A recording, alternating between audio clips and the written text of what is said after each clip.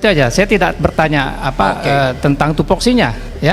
Saya bertanya apakah saudara pernah menduduki? Tidak. Saya dosen aja. Saya hanya mengajar, ya. Boleh saya berandai-andai? Ya. Andaikan saudara ditunjuk menjadi purek, ya, atau pudek, ya, bidang kemahasiswaan. Oke. Di sini ada 3 hal yang akan saya tanya kepada saudara, ya. Pertama, ada yang orang mengkritik tentang kedudukan saudara sebagai purek, gitu, pembantu rektor misalnya bidang kemahasiswaan.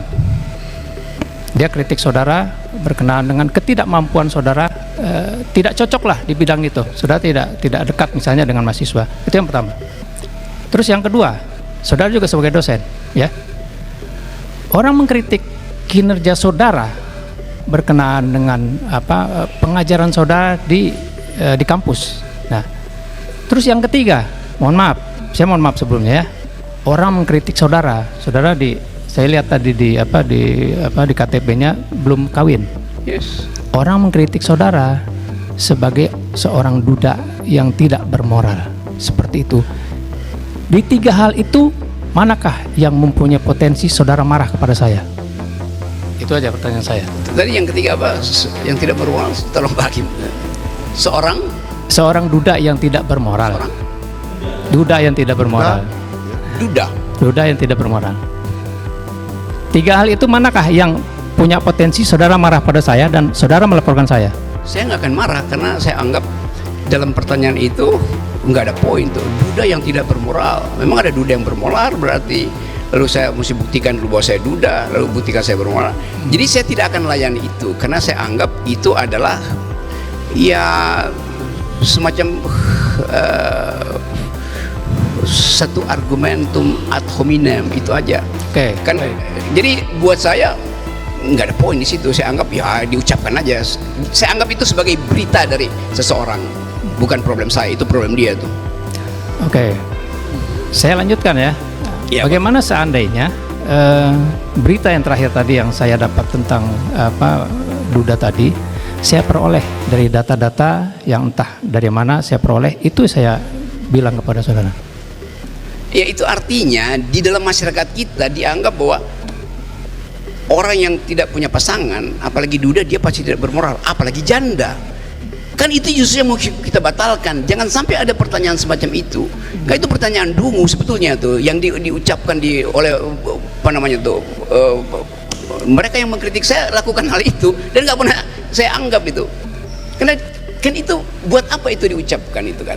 Itu sebetulnya itu menghina gender equality, itu sekaligus menghina para duda, dan saya memang bukan duda. Oke, jadi ada. Tapi kalau saya layani kan nanti orang bilang buktikan Bu Anda bukan duda gitu. Loh, saya belum kawin itu artinya ya bisa memang tidak kawin, bisa duda segala macam. Sama seperti orang tanya, Anda tidak makan babi, berarti Anda Muslim. Loh, orang Yahudi juga nggak makan babi. Jadi yang saya mau maksud tadi, di epistemic community of thought itu batal karena tidak ada pendidikan reasoning gitu. Nah, itu nggak mungkin timbul dalam percakapan di negara yang bermutu akademisinya, itu nggak akan ada pertanyaan semacam itu. Jadi saya mau terangkan aja secara umum bahwa kita gagal menerapkan prinsip-prinsip berpikir yang teduh. Nah, prinsip berpikir teduh itu namanya kekuatan argumentasi, bukan kekuatan sentimen.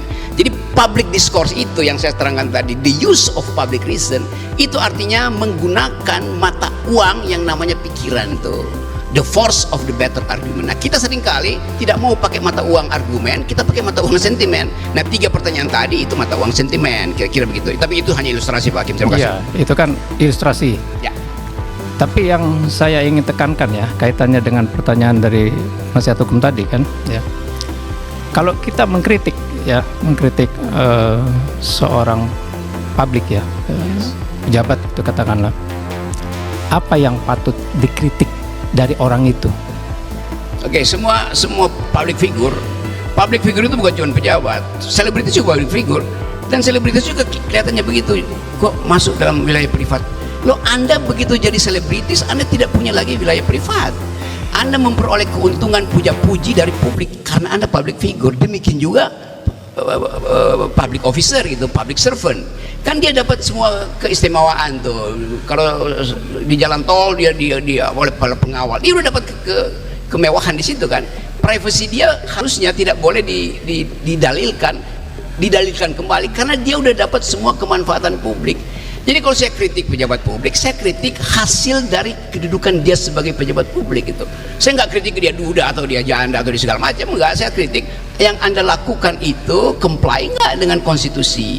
Yang Anda lakukan itu termasuk dalam the use of public reason apa bukan. Jadi itu sebetulnya di situ nggak ada perasaan bagi saya. Satu-satunya hal yang saya ucapkan, yuk mari kita berargumen itu. Tapi kemudian kalau kalah argumen ya mulai mempersoalkan tuh Anda karena jomblo kan, karena saya kasih contoh misalnya bagaimana supaya lengkap di sini.